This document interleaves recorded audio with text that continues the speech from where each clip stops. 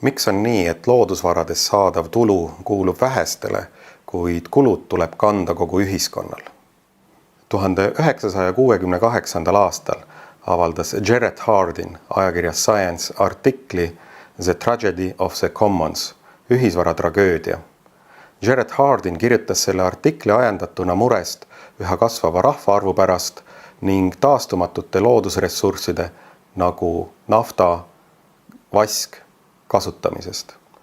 Võrreldes selle ajaga on rahvaarv maakeral pea kolmekordistunud ning on mõistetud, et inimkonna heaolu ei ohusta mitte niivõrd taastumatute loodusressursside otsalõppemine, kuivõrd taastuvate loodusressursside, nagu näiteks kliima, puhas joogivesi, bioloogiline mitmekesisus, olukorra kiire halvenemine.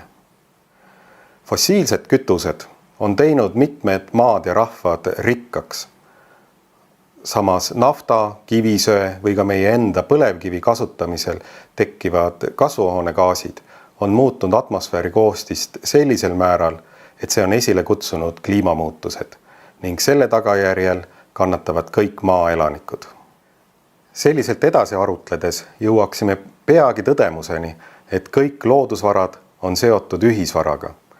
Ühiskonnad, mis soovivad tegutseda säilenõtkelt, peavad paratamatult ühisvara kasutamist reguleerima, sest kontrollimatu ühisvara kasutamine viib paratamatult tragöödiani.